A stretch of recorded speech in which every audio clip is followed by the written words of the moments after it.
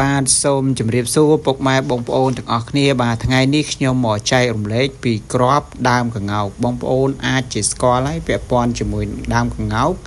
គឺវាមានផ្កាស្អាតមានផ្លែក៏វែងល្អអញ្ចឹងណាបងប្អូនហើយសម្រាប់ក្របកង្កោកនេះដែរយើងប្រើបានទាំងក្របកង្កោកខ្ចីនិងក្របកង្កោកទុំសម្រាប់បងប្អូនដែលមើលឃើញថាកូនរបស់យើងមានសត្វល្អិតនៅក្នុងខ្លួនជាពិសេសព្រូនអៀនតេនញ៉ាអី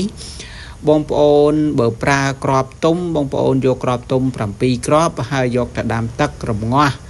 ទឹក3យកទឹក1ហើយឲ្យកូនយើងហូបរយៈពេលតែ1ថ្ងៃ2ថ្ងៃគឺព្រូននឹងធ្លាក់មកហើយតែបើសិនជាកូនយើងអត់សូវចូលចិត្តល្វីង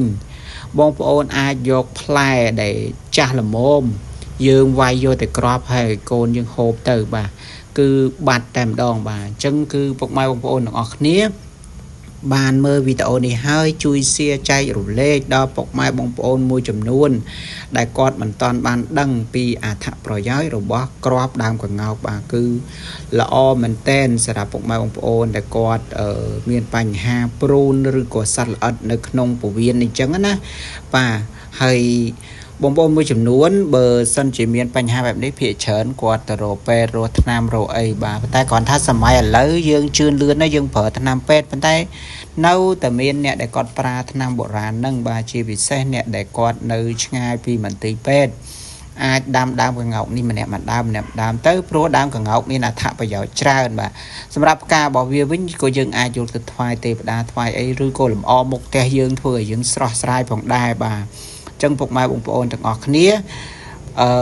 អាចដាំម្នាក់ដើមទៅវាអត់ពិបាកដាំទេពាក់ព័ន្ធមួយដើមកង្កោកនេះបាទហើយផ្លែវាវែងណាបងប្អូនចាំ search មើលទាំងអស់គ្នាបាទ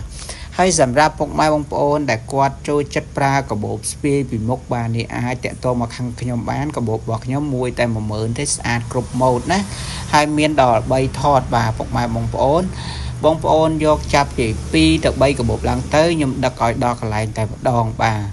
គឺមាន3ថតមានច្រើនពណ៌ប៉ុន្តែខ្ញុំអត់យកមកច្រើនទេដោយសារបងប្អូនមិនសូវជួយគ្រប់គ្រងអញ្ចឹងណា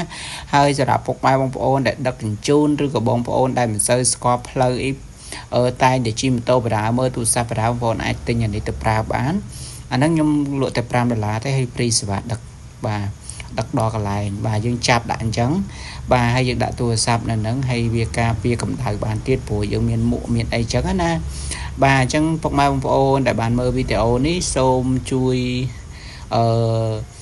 share ចែករំលែកអ្នកមួយហើយសូមជួយគ្រប់គ្រងផលិតផលដែលខ្ញុំលក់ផងបាទដើម្បីមានកម្លាំងចិត្តផលិតវីដេអូបងប្អូនមើលបន្តទៀតបាទ